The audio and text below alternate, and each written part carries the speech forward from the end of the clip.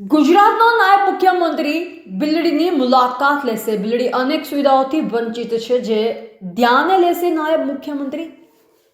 ડીસા તાલુકાના બિલડી ગામને યાત્રાધામ વિકાસ બોર્ડ ગુજરાત સરકાર દ્વારા પસંદગી કરવામાં આવી છે, જે ગામ તથા આજુબાજુના વિસ્તાર માટે સારી વાત છે. અને આવનાર 26 તારીખે ગુજરાતના નાયબ મુખ્યમંત્રી બિલડીની મુલાકાત લેશે. પરંતુ ગુજરાત સરકાર વિકાસના મોટા દાવા કરી રહી છે, પરંતુ હકીકતમાં બિલડી ગામ આજે પણ પાયાની સુવિધાઓ માટે તરસી રહ્યું છે. ગુજરાતના નાયબ મુખ્યમંત્રીના આગમન પૂર્વે વિસ્તારની વાસ્તવિક સ્થિતિ સરકારના વિકાસ મોડેલ પર સવાલ ઊભા કરે છે. વિસ્તારમાં રોડ અને રસ્તાઓની હાલત દયનીય બની છે. રેલવે સ્ટેશન રોડ, ગંજ બજાર રોડ, બનાસ બેંક રોડ તેમજ અનેક સોસાયટીઓના રોડ ખાડાઓથી ભરેલા માર્ગો જાણે અકસ્માતોને આમંત્રણ આપી રહ્યા હોય તેમ દેખાઈ રહ્યા છે. રોજબરોજ લોકો જીવ જોખમમાં નાખી મુસાફરી કરવા મજબૂર છે, છતાં જવાબદાર તંત્ર આંખ મીચી બેઠું છે.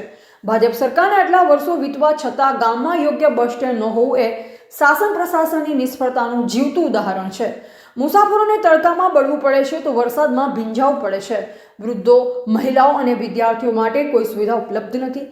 વિકાસની વાતો કરતી સરકાર માટે આ પરિસ્થિતિ શરમજનક ગણાય. વિસ્તારમાં કચરા નિકાલની કોઈ ઠોસ વ્યવસ્થા નથી, જે કારણે રોડ કિનારે અને જાહેર સ્થળોએ ગંદકીના ઢગલા જોવા મળે છે. સ્વચ્છ ભારત અભિયાન અહીં માત્ર બેનર અને ફોટા પૂરતું જ રહી ગયું છે. દુર્ગંધ અને મચ્છરોના કારણે લોકો રોગચાળાના ભય હેઠળ જીવન જીવી રહ્યા છે. સ્થાનિક લોકોમાં હવે આક્રોશ ઉનફાઈ રહ્યો છે. નાયબ મુખ્યમંત્રીના આગમનને માત્ર પ્રોટોકોલ અને ભાષણ પૂરતું ન રાખી વર્ષોથી લટકતી સમસ્યા પર તાત્કાલિક નિર્ણય અને બજેટ ફાળવણી કરવામાં આવે તેવી લોકમાંગ ઉઠી રહી છે.